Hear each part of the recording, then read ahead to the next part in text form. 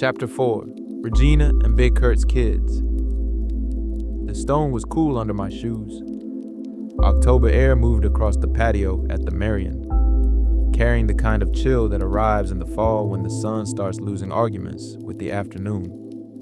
The brick pavers held the cold the way stone does in autumn, not bitter, just honest. Natural boulders framed the space, like the walls of an amphitheater God forgot to finish. A weeping tree hung over the center of the platform, its branches draped low like fingers reaching for something they could not quite touch. Tall evergreens stood behind it in a line so straight and deliberate they looked like sentinels, dark green against a fall sky that could not decide whether it wanted to be gray or silver. The stone benches built into the rock walls sat empty. Nobody needed them. Every seat below the steps was taken. 150 people looked up at us from rows of white chairs arranged on the lower level, their faces tilted toward the platform the way a congregation tilts toward a pulpit. The bridesmaids stood to the left. The groomsmen stood to the right. The minister stood in the middle, and I stood next to my brother, his best man, his oldest brother, trying to hold myself together. The bride appeared at the far end of the aisle, and the patio inhaled. She moved the way women move when they know every eye belongs to them and they have to earn it slowly. Her dress caught the late light and held it. Her smile was not nervous, it was certain. She had chosen the man standing beside me, and she was walking toward that choice like it was the only door in the building. The groom, my brother, stood perfectly still. I watched his jaw tighten, watched his eyes glass over without breaking. Watched him become, for just a moment, a man standing on the edge of a feeling too large to hold and too important to drop. His girlfriend of years was becoming his wife, and the happiness on the faces below us did not need to perform itself. It sat there naturally and stayed. I found my wife in the crowd. She was already watching me, not the ceremony, me. She knew what I was carrying in that moment because she had been carrying it with me for more than 3 decades. I smiled. She smiled back. Something passed between us that had nothing to do with the wedding and everything to do with the road it took to get here. The minister began the vows. The groom repeated them in a voice that did not shake. And while the words filled the patio, my mind left it. It went back. Past the suit, past the man, past the soldier, past the wrestler, past the teenager who thought he knew what hard was. It traveled all the way to North Philly, to a playground outside an apartment building, to a 4-year-old boy standing alone, watching something he did not have, wanting it so badly he would run home and beg for it. There was a playground in the apartment complex where we lived. Nothing special, a few swings, a slide, concrete that held a day's heat and gave it back slowly at dusk. I went there most afternoons because I was 4 or 5 years old, and the world was still small enough to fit inside a short walk from the front door. One day I watched 2 boys play, brothers. You could tell by the way they moved around each other without needing to explain anything. They shoved each other, laughed, argued, chased, started over. It was ordinary in the way only children can make ordinary look holy. They had someone their own size to push against, someone to race, someone to fight, and then return to before the dust even settled. I watched them longer than I needed to. Something in me locked onto that sight the way a key finds its lock. I did not have the vocabulary for longing at that age, but I had the feeling. A low, steady pull in my chest, like hunger, except it was not food I wanted. It was a shape, a second body beside mine. Someone small enough to follow me and close enough to need me. Then I ran home. My mother was in the kitchen when I burst in. I went straight to her with the urgency only a child can carry when he still believes wishes become real just because he says them out loud. Mommy, mommy, mommy, I want a baby brother. She stopped what she was doing and turned toward me. Then she got down to my level, not halfway, all the way down. Her eyes even with mine, her hands on my shoulders, the whole kitchen disappearing behind her face. Okay, she said, I'll tell your daddy and we'll work on it. That was enough. I did not know what that meant in an adult sense. I only knew what mattered to me. I had asked, she had said yes, and I believed her completely. The way children believe before the world teaches them to doubt what they are told. That kind of faith does not last. A child can ask for something, receive an answer, and let that answer become the whole sky. I lived inside that promise for months. It kept me warm the way a blanket keeps a child warm. Not because it changes anything outside, but because it stays close enough to the skin to feel like safety. The loneliness of those years was real. I had nobody to look down at, nobody to walk in front of, nobody who needed me the way a younger brother would. I was surrounded by older cousins and older kids in the family. Frankie was older, Niecy was older. Everybody was ahead of me in the order of things. And in a household where chaos arrived without warning, being the youngest present meant being the one nobody thought to check on. Not out of cruelty, out of triage. When there are fires everywhere, you attend to the biggest one first. And a quiet little boy sitting in the corner watching everything does not look like a fire. I wanted somebody I could protect. Somebody to play football with, play basketball with. Somebody who needed a big brother the way I needed to be one. I was 4 years old and already reaching for responsibility before I understood the weight of what I was asking for. Big Curt was not gone. I need to be clear about that because the easy version of this story makes him a ghost. And he was never that. He worked. He provided. When he came through the door, the house felt different. Calmer.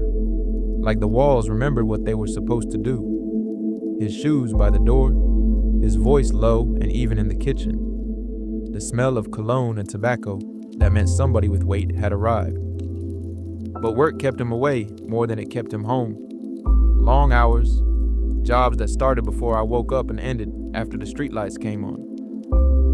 In the years when I was youngest and the house needed the most steadying, my mother was the one in it. Her love and her illness filled every room, and they did not take turns.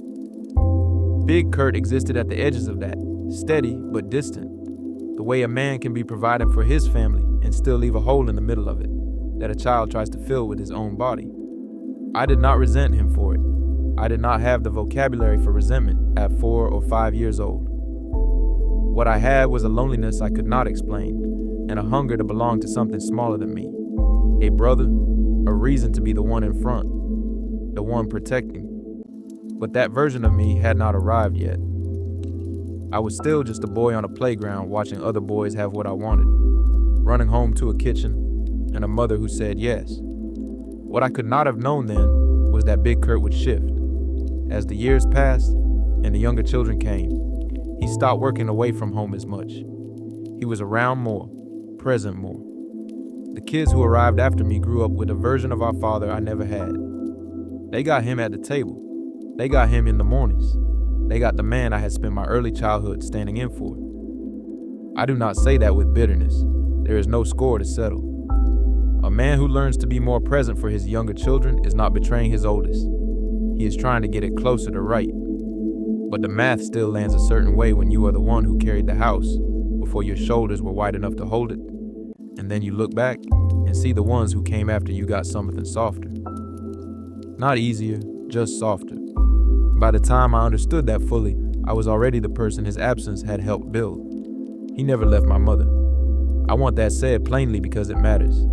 Whatever came later, whatever his body did to him, and whatever her illness did to her, he never divorced Regina. That bond held even when the house could not. But that is a story for another time. In this chapter, in these years, Big Curt was the man who kept the lights on from a distance, while a little boy tried to keep everything else together up close. Months later, when the adults started talking in half sentences, and my mother's stomach began to tell its own story, I understood she was pregnant. I used to press my hand against her belly and talk to whatever was in there, fully convinced I was talking to my brother. I told him about Shaft. I told him we were going to play basketball together, play football together, do all the things brothers were supposed to do, and I kept making him one promise in particular. Nobody is going to bully you. I'm going to make sure of it. I'm going to be a good big brother to you. I said those things out loud to my mother's stomach. I meant every word. A little boy in a North Philly kitchen making promises to a life that had not arrived yet. Already rehearsing a role he had no name for. Thanksgiving Day came, and I was about 7 years old. We were at Jessie Mae's house for the holiday. Jessie Mae was at the stove making food the way she always made food, moving through that kitchen like she had been born owning it. Aunt Lynette was there. Some of Jessie Mae's friends were there too. Women at the table. Cards or conversation. The apartment thick with noise and the smell of whatever Jessie Mae had been cooking since morning. Turkey, greens, cornbread. The heavy perfume of a holiday dinner already deep into itself. The men were somewhere else. I do not remember a single man in that apartment that day. Then my mother made a sound I had never heard before. To me, it looked like she had peed on herself. I did not understand what water breaking was. What I saw was her grab her stomach and fold into pain, and the room changed instantly. Laughter stopped. Cards stopped. Every woman in that apartment turned toward the same sound at the same time. Jessie Mae started giving orders from the stove. Get her coat, get her to the car, take her to the hospital. She did not need to raise her voice. The authority in it moved people the way a current moves water. Aunt Lynette was right there in the middle of it, helping get my mother toward the door, while Jessie Mae directed the whole thing like she had been waiting for this exact moment. I stood back and watched. 7 years old, thinking one thing. My baby brother is finally coming. She was not my baby brother. The disappointment hit before I had language for it. I found out the baby was a girl and held a feeling inside, because that is what children do when they think their feelings are wrong. They swallow them, they carry them low where nobody can see. Then I saw her. Everything I had been holding dissolved the moment I lay eyes on her. Her name was Tanya, and she was mine the instant I saw her. I held her, I fed her, I watched over her, and something shifted inside me that I would not understand for decades. The wish for a brother had been the surface of a much deeper want. What I actually needed was someone to take care of, someone whose safety I could make my responsibility. The gender did not matter once the baby was real. What mattered was that there was now a life in the world smaller than mine, and I could stand between that life and whatever was coming. By then, my mother's condition was already moving in and out. I had been noticing things since I was around 5 years old. Things I could not name, but could feel in the temperature of the house. A shift in the air before she drifted. A heaviness that arrived without warning. Sometimes she was the woman who got down to my level in the kitchen. Sometimes she was someone I did not recognize. The transition between those two versions of her never announced itself. It just happened, the way weather happens, and you learn to read the sky or you got caught in the rain. What I knew was this: there was now an infant in the house, and my mother's episodes were not slowing down for the baby. So I started checking, every day, multiple times. Was Tanya fed? Was she changed? Was she safe? Nobody assigned me that role. Love and fear did it together, and once they joined, they never separated again. That watchfulness became a reflex before I was old enough to call it a decision. Through all of this, Aunt Lynette kept showing up. She had her own children, her own life, her own weight to carry, her own reasons to stay away if she wanted to. She did not stay away. She came anyway. She would come in and sit with my mother, even when my mother was deep in one of her episodes. She did not try to wrestle control out of it, did not perform concern, did not turn it into spectacle. She would pour coffee and sit there while my mother talked to herself, while the conversation stopped making sense. While the room held that strange pressure that lived in our house, like a permanent guest nobody had invited. And Aunt Lynette stayed. She let my mother know without saying it directly what mattered most. I'm here. I see you. I'm not going anywhere. When Aunt Lynette walked through the door, something in my chest loosened, a physical sensation, like a fist unclenching somewhere behind my ribs. She was relief before I had the word for relief. In a house where I had become the one who checked on everyone, she was the person who checked on me. Not by asking questions. She knew a boy like me would never answer them honestly, but by being present in a way that said I did not have to hold everything alone. I loved her the way a child loves the person who keeps the sky from falling. When she passed in her early 60s, it broke something in me that I'm still learning how to carry. She was the last of the elders who had direct and profound influence on the boy I was before the world started shaping the man I became. I carry her with me every day. I always will. Within the year, I went back to my mother and told her she had gotten it wrong. I still wanted a baby brother, a boy. She said, okay. A year or so later, I had another sister. Her name was Regina, after my mother. I loved her the same way, instantly, completely, without negotiation. But by then, something in my thinking had already started to shift. My mother was worsening, and in my child's mind, I had built a false equation. New baby comes, mother gets worse. I know now the illness had its own schedule, and the babies did not create it. But a child watching what I was watching would have made the same bad math. Every pregnancy seemed to pull her further from the woman she had been when it was just the two of us on that trolley, my hand in hers, the city scrolling past the windows like a movie made just for us. By then, I was already doing something I did not have a name for. I was training them. Not the way a coach trains athletes or a teacher trains students. The way a boy who knows he is leaving trains the ones who will have to stay. I gave Tanya and Regina chores before they were old enough to understand why chores mattered. I made sure they helped clean, made sure they watched the younger ones, made sure they understood that in this house, you did not wait to be asked. You saw what needed doing and you did it, because if you waited, it would not get done. And if it did not get done, something fell apart. I relied on them heavily, and the honest truth is, they were too young for what I was handing them. Tanya was still a child. Regina was even younger. I was putting weight on their shoulders the same way weight had been put on mine. Not with cruelty, not even with full awareness of what I was doing, but with the quiet certainty that somebody had to carry it, and I would not be here forever. I told myself I was preparing them. That was true. What I could not yet see was that preparation and burden arrive in the same package, and the person handing it off does not always get to decide which one the receiver feels first. Then we moved to Logan. The twins arrived. The first baby came out a girl, Veretta, then the second baby, a boy, my first baby brother, Vern. I had been waiting for that moment since I was 4 years old on that playground. I had made promises to his stomach.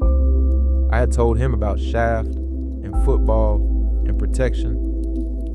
I had carried that wish across years, across moves, across sisters I loved, but who were not the answer to the question I had been asking since before I understood what asking meant.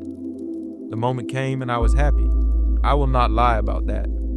I paid special attention to him from his first day.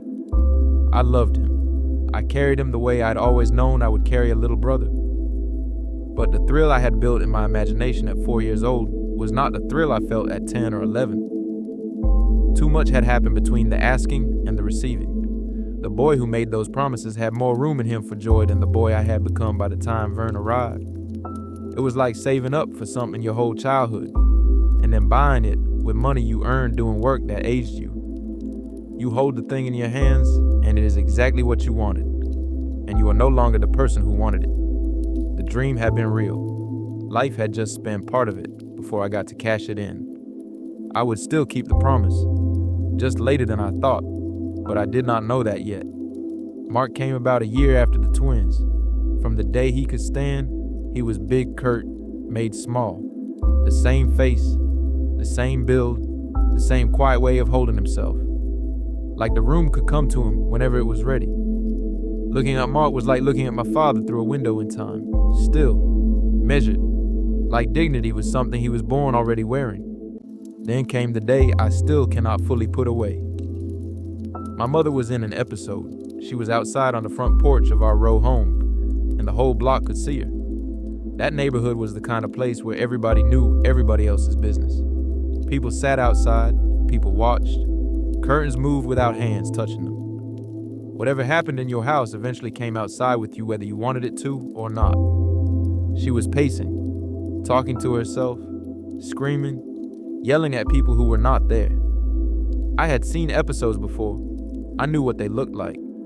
I knew the rhythm of them, the way her voice would rise and fall, the way her body would move like it was answering commands from a general only she could hear. I thought I had seen everything the illness could do. I had not. She grabbed her stomach and let out a sound that did not belong to any version of her I had ever known. Not the ramming sound, not the yelling at voices sound. Something deeper. Something the body makes when it has no choice left but to open. She lifted her dress. She squatted down on that porch in front of everyone on that block and let out a terrifying scream that I can still hear if I stand still long enough. No one was helping her. No one was near her. She was alone on that concrete with her illness still running through her and a baby coming whether anyone was ready or not. I saw the head first, small and dark and wet, pushing into the world from between my mother's legs while she screamed again. I saw the blood. It spread across the concrete porch in a way that did not seem possible, like the porch itself was wounded. Then the shoulders came, and then the rest of the body, and my mother caught the baby in her own hands. The umbilical cord dangled between them, thick and strange and alive. The afterbirth followed. I did not know what it was. I did not know what any of it was. I just knew there was blood where there should not be blood, and a baby where there should not be a baby. And my mother squatting on a porch with a cord still connecting her to a child she had just delivered with her bare hands while the neighborhood watched. I saw all of it. Every detail branded itself into me before I could look away. And I want to be honest about what I did next, because anything less would be a lie I cannot carry anymore. I did not help my mother. I did not go to her. I freaked out completely and ran inside the house. I picked up the phone and screamed and cried into it. I called Jessie May. I called Aunt Lynette. I called Agnes in Winfield. I was not calm. I was not composed. I was not the beam. I was not the oldest holding anything up. I was a child who had just watched his mother give birth on a concrete porch in the middle of an episode with blood running between the cracks and a cord still hanging and the whole block staring, and I came completely apart. I refused to go back out there. I stayed inside while my mother stood on that porch with my newborn brother and the cord still attached and the episode still running through her like a current the birth itself could not interrupt. She had just delivered a child standing up in public and was still inside the storm, still pacing, still talking to herself, still answering voices. The birth had not broken through, nothing broke through. Petrified is the word I used for years because it was easier than the real one. The real word was helpless. I had built my whole identity around being the one who handled things, the oldest, the one who checked, the one who carried. And in the one moment when my mother needed me most, I discovered that all that caring had a limit, and I had just crashed through it. I was not a man who failed. I was a boy who had been asked to be a man for so long that everyone, including me, had forgotten the difference. The embarrassment went all the way down to the floor of me. The whole block had watched it happen. The same neighbors who had their own running commentary on who we were. They had seen all of it. My mother, the blood, the baby, the episode, the boy who ran inside instead of helping. That shame became silence. It became the memory I folded into the smallest possible shape and pushed into the deepest available corner where I thought it could not reach me. But shame does not work that way. You can make it small, you can make it quiet, you cannot make it gone. It stays in the body like a bruise that never surfaces, invisible to everyone else, but you feel it every time something presses against it. For decades, anytime someone said the word porch, anytime I stood on one and felt the concrete under my feet, something in my chest would tighten. A flash, a flicker, the sound of my mother's voice, the sight of blood where blood should never be, the feeling of running when everything in me said I should have stayed. I stayed inside until the women arrived. They always arrived. Jessie May, Aunt Lynette, some of the ladies in the neighborhood, even the paramedics and the police. What I remember most were the women who held our family together when the men were working or traveling or staying half visible to protect welfare benefits or simply not there. The women came. They always came. The safety net for families like ours was never a system. It was not a government program or a hospital or a social worker with a clipboard. It was women. Women who had their own grief and their own bills and their own children crying in another room, who came anyway because they understood that survival in our world was communal or it was nothing.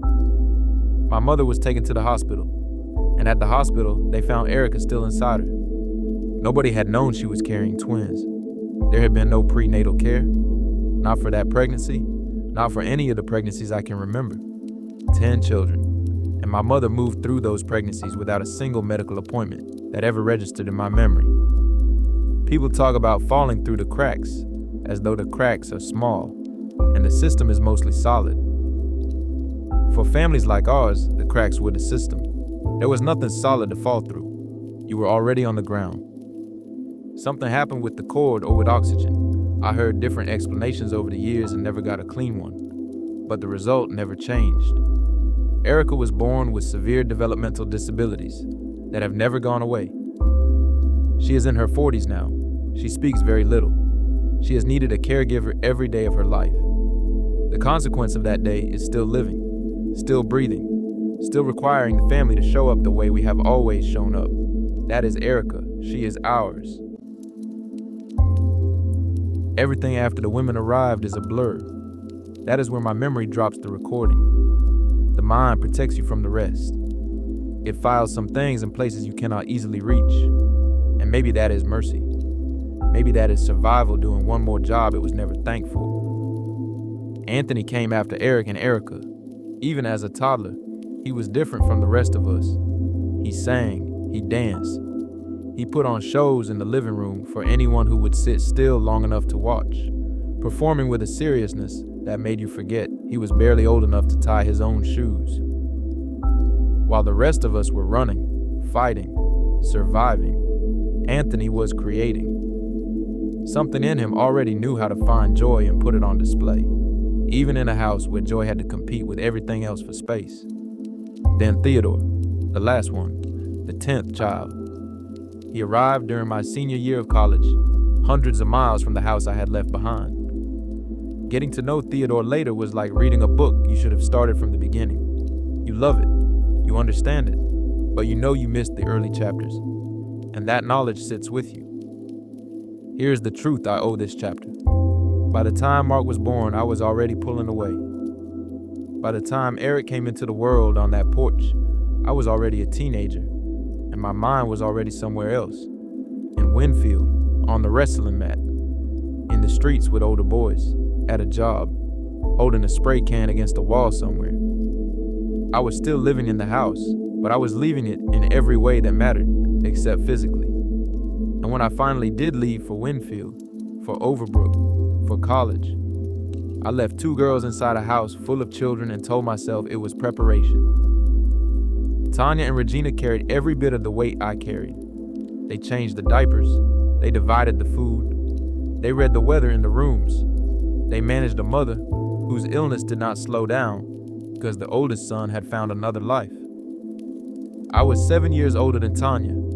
By the time she was old enough to carry anything, Regina was right behind her, and the rest came in a line so close their ages blurred together. They walked it together. I walked it first, and I walked it alone. That difference is the reason they made it through with each other, and the reason I made it through by leaving. They had each other, and that saved them in ways I could not. A burden shared between 2 people who love each other is different from a burden carried alone. They held that family together, and they did it as children. To the younger ones, Veretta, Vernon, and Mark, I was a memory from toddlerhood.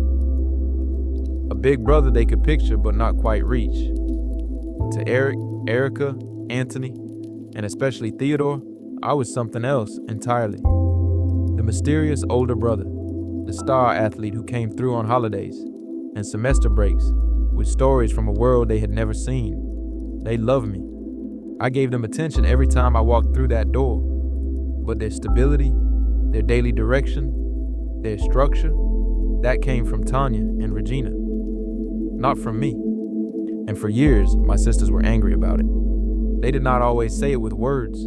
They said it in silences, in distance that grew between visits, in the way a room can change temperature when old hurt is still living in it. They felt, for a long time, that I had left them for the good life, that I had walked into Winfield, and then into college, and then into the world, while they stayed behind holding a house together, with hands that were never old enough for the job. And they were right, not completely, but enough. I understood the feeling because I had felt it toward my own father. Big Curt was always there, but not when we needed him most. He loved us. He provided. He showed up. But he was not in the house at 2 a.m. when the ramming started, or when the cigarettes ran out, or when a baby needed holding and there were no adults awake to hold one. He carried the guilt of that distance for the rest of his life, and I had become him without ever meaning to, present in the ways that let me sleep at night, absent in the ways that kept my sisters up. That hurt me for decades. The knowing, the understanding that the same pattern I had resented in my father had moved through me like an inheritance I never agreed to accept. But we reconciled. Not in one conversation, not in one holiday. In the slow, stubborn way that families heal when they decide that love is bigger than the wound. Tanya and Regina are successful, strong, educated women today. They built lives that would make any parent proud and any brother grateful. And when I look at what they became, I do not see 2 girls I trained. I see 2 women who survived the same fire I survived, carried the same weight I carried, and came out the other side without the luxury of a wrestling mat or a college scholarship to escape into. They did it with each other. That was enough. That was everything. Big Curt and Regina's kids, that was what people called us. Not always with kindness, sometimes with the particular tone a neighborhood uses when it has been watching a family for years and has already decided what it thinks. Sometimes with real warmth, but always with recognition. Everybody on the block knew who we were, knew there were a lot of us, knew our mother was sick, knew our father came and went, knew the oldest boy was the one holding it together. 10 children, 10 lives I watched, arrive into a house that was never ready for the ones already there. I loved every single one of them before they had names, and every single one of them changed the shape of the load I was already under. The patio came back in pieces, the stone, the chill, Michelle's eyes. The minister said, "You may now kiss the bride." The patio erupted. 150 people on their feet below those stone steps, clapping, crying, shouting the way black folks shout when joy has been earned and not just arrived at.